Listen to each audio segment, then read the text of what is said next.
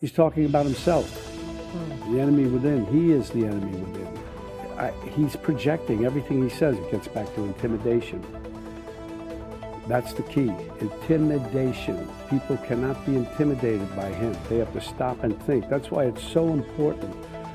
The Washington Post, he should have said, let me just wait a minute. People look up to him. I look up to him, that he's going to make the right decision, especially in his position. Jeff Bezos. Yes. Everybody's taking a chance by doing this stuff, but you have to. You're going to live under this guy's being. What happens when a Hollywood legend finally snaps and verbally body slams a US president with the grace of a mafia dawn and the fury of a New Yorker stuck in traffic? Robert De Niro just turned Trump into a political pinata. And let's just say nobody brought blindfolds. Buckle up, because this isn't just a roast. It's a 5-alarm, no-holds-barred De Niro meltdown that'll leave you laughing, gasping, and questioning reality. Spoiler alert, Trump didn't stand a chance. So blatantly stupid.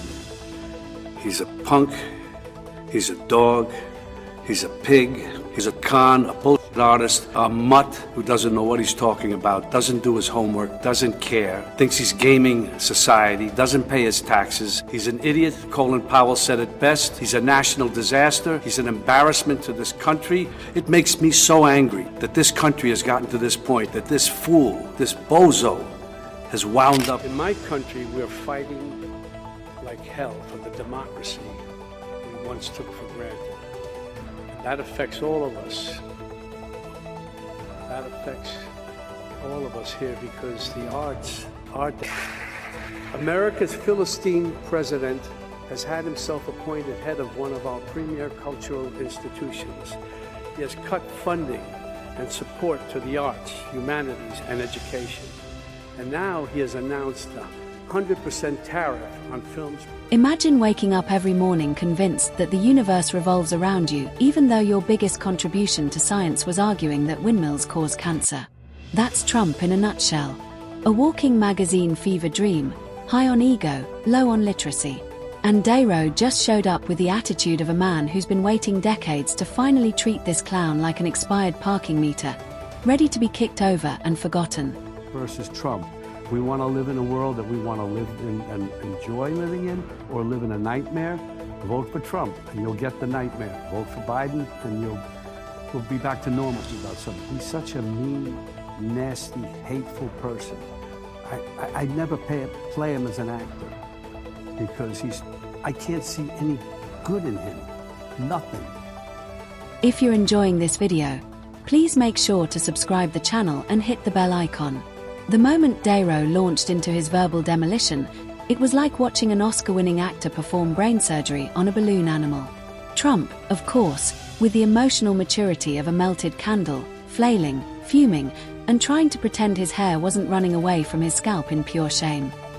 But democracy people take for granted. It's a word that some people don't even understand. They take it for granted. It's about right and wrong, period.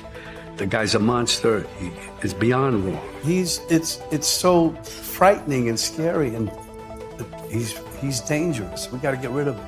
It's almost like he wants to do the most horrible things that he can think of in order to get a rise out of us. I don't know what it is, but he's been... Harris did at the debate, where she totally dominated Trump, using her intelligence, her experience, her decency, and her actual plans to make life better for Americans. She reduced Trump to the little blustering punk that he is. Trump doesn't have a clue about anything, about how to lead. You only know. Trump has always been allergic to criticism. Like a toddler who just got told he can't have cake for breakfast. And when someone with actual gravitas like De Niro steps up, it's like putting a mirror in front of a vampire. There's nothing there. Just a puff of bronzer, a sniff of delusion, and the distant echo of "I did a great job, didn't I?" He is a malignant narcissist. He's a socio-psychopath. He's created some new language as far as describing somebody in his mental condition. It's so frightening and scary, and he's dangerous. He is a malignant narcissist. He's a socio-psychopath. He's created some new language as far as describing somebody in his mental condition. His a his, it's so frightening and scary, and his dangerous. Well, Deiro didn't need fireworks or threats or shady lawyers. He armed with nothing but his voice and a face that said, "I've acted with Marlon Brando." Trump, meanwhile, clutched his social media accounts like a nervous raccoon hoarding Cheetos, frantically tapping out rants that looked like a cat walked across a keyboard during a meth binge. The beauty of it all, Deiro never broke a sweat. Not a bead, not a twitch, not even the faintest flicker of stress on that seasoned, unbothered face. He stood there like a man who's been through war, taxes, and Jilly, and still didn't need to flinch at the sound of the president melting down like a microwaved wax figure. Just quiet, measured contempt. The kind that makes even cocky blowhards start questioning their life choices. He didn't shout. He didn't rage. He didn't even flex a vocal cord harder than necessary. Deiro dismantled Trump with the grace of a chef bailoutting a fish. Precise, smooth, and completely uninterested in the fish's opinion. It was the verbal equivalent of swatting a fly with a velvet glove. Trump, on the other hand, responded like the fly, buzzing, twitching, smashing into every window pane of logic in the room, trying desperately to look strong while flailing in a cyclone of word salad. Hate bullies, thugs who use their strength to push other people around. They think they can achieve power and hang on to it by intimidating others. Sadly, sometimes it works, but most of the time it doesn't. And now we have Trump. He's all that, about intimidation, retribution. He's going to prosecute. He's going to send you to jail for having an abortion. He's going to take your Medicare and Social Security away. He's going to deport you. He's going to send the military after you if you defy him. You know what this shit works on? The MAGA politicians who are afraid of losing their power. They're so afraid of him, he's got them kissing his ass. And now they're trying to intimidate us. We will not allow that. Not even... Trump's comeback is a joke. Not even a good one. It's the kind of joke that bombs in a silent room and makes you feel embarrassed for the guy telling it. He walks around like a discount dictator who just discovered microphones. Every time he opens his mouth, it's like someone hit shuffle on a bunch of fortune cookies written by a drunk toddler. He talks like English is holding him hostage. Half-finished sentences. Buzzwords mashed together like he's building a tower out of wet cardboard. It's not a speech, it's a verbal car crash. Repeats himself like a broken toy. 5 words over and over like that's going to hypnotize people into thinking he's got a brain under that cotton candy hair. You want to come back? Try coming back with an idea that doesn't sound like it was scribbled on a napkin at a fast food joint. Every time he speaks, history dies a little. It's not politics. It's karaoke night at a clown convention because Deiro refused to give in to Trump tricks. A person like Trump who will eventually run the country, that does not work, and we all know that. But around the country, people who didn't know him, as we did, started to support him. They bought into his bullshit. Trump bought their votes with outrageous lies and empty promises. Somehow he even got self-styled patriots to support a man who called for terminating the Constitution, and on January 6th rallied an angry mob to threaten democracy, leaving death and destruction. Yes, Deiro stood up to him with a kind of calm fury only a man who's seen it all can summon. Not just the rage of a citizen, but the weight of someone who's lived through decades of American nonsense and finally decided enough. He wasn't just criticizing. He was conducting a demolition, ripping down a monument to narcissism, using nothing but perfectly timed words, deadpan stares, and the kind of silence that doesn't beg for applause. It commands surrender. Deiro didn't raise his voice. He didn't need to. His disapproval was so sharp it could file down steel. Each glance said, "I know exactly who you are, and so does everyone else." No drama, no theatrics, just precision humiliation delivered with the cold efficiency of a man performing a cultural hit job. It wasn't a debate, it was a dissection, a slow, steady peel back of ego until all that remained was a puddle of bravado and spray tan. Watching it felt less like politics and more like justice, served not with shouting, but with a smirk. Because Deiro didn't show up to fight. He showed up to finish the myth. Social media by our former president, Donald Trump. Yeah. We have, I think this might have been the first time he wrote about you. Robert De Niro, a very low IQ individual, has received he spelled two wrong, many shots to the head by real boxers in movies. I watched him last night, truly believe he may be punch drunk, and then he says, at the end, he says, "Wake up, punchy," he says to you. And that's not the only time, and he moved over to Truth Social. Robert De Niro, whose acting talents have greatly diminished with his reputation now shot, must even use a teleprompter for his foul and disgusting language. So disrespectful. Niro just let the silence hang like an adult watching a toddler throw spaghetti at the wall and call it legislation. Trump, bless his heart, tried to punch back with the intellectual force of a wet noodle. Every attempted comeback sounded like someone had crammed a thesaurus into a foghorn. He tried to sound tough, but came off like a YouTube comment section in human form. Loud, confused, and accidentally hilarious. You could practically see the gears turning. Poor things rusted from disuse.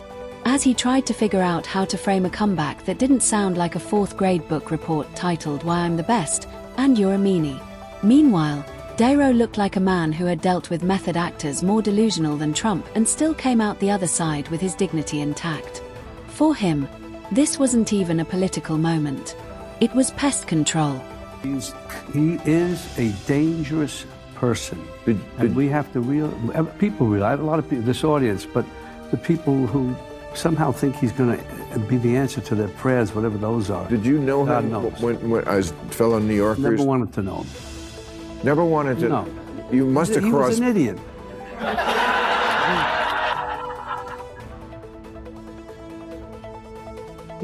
He was a clown. He was a clown in New York.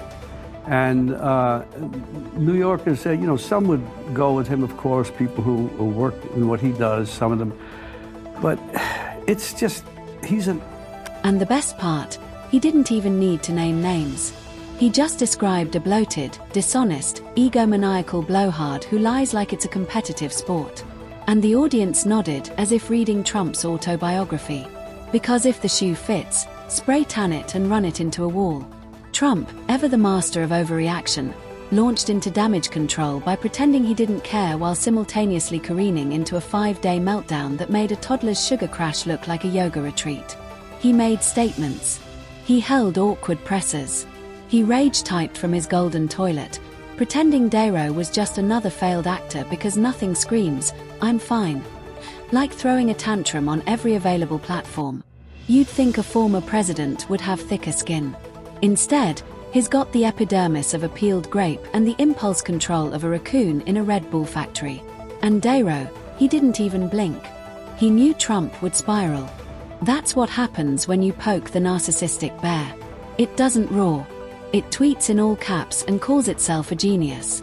Former Chief of Staff General Kelly reminded us that Trump admires Hitler and ridicules our American troops who died for us.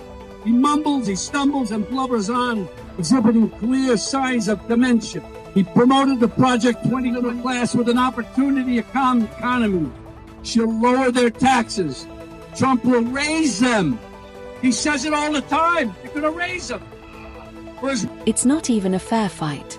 On one side, a man with a lifetime of award-winning performances, intelligence, and integrity. On the other, a man who thinks the moon landing was staged by China to compete with his ratings. One is the method. The other is madness. Even Hollywood, which has seen its fair share of drama, watched this unfold like it was the season finale of a telenovela. And just when you think Trump couldn't possibly humiliate himself further, he goes and tries to one-up Niro by bragging about crowd sizes and state quality, as if that's how grown-ups win debates. Niro dismantled him with the finesse of a surgeon and the glee of a man finally taking out the trash. Trump responded like a possum cornered in a Radio Shack, hissing nonsense and hoping no one notices his bleeding dignity. I'm going to say one thing, fuck Trump. It's no longer down with Trump. And on January 6th, rallied an angry mob to threaten democracy, leaving death and destruction in its wake. That's why I needed to be involved and wanted to be involved in the new Biden-Harris ad, because it shows the violence of Trump and reminds us that he'll use violence against anyone who stands in the way of his megalomania and greed. When Trump ran in 2016, it was like a joke.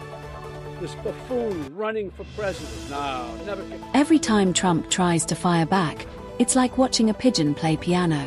Loud, messy, and completely unaware of how ridiculous it looks. He thinks volume equals victory. But Dero knows that silence, well-timed sarcasm, and a single eyebrow raise can end empires. The next time Trump tried to rally his supporters, it was like a comedy sketch. He strutted out, still fuming, hair looking like it lost a custody battle with humidity. And every sentence reeked of desperate validation. "I'm very, very rich," he mumbled. Yes, and some people collect stamps. Doesn't make them interesting. Robert De Niro has played gangsters, legends, and gods. Trump has played himself poorly. One lives in the realm of art and substance. The other treats reality like a badly produced infomercial where facts are optional and tantrums are mandatory. The enemy from within, the other side goes crazy, becomes a sound. Oh, how can he say? No, they've done very bad things to this country. They are indeed the enemy from within. But this is who we're fighting. He's talking about himself. The enemy within. He is the enemy within. He's projecting everything he says. It gets back to intimidation.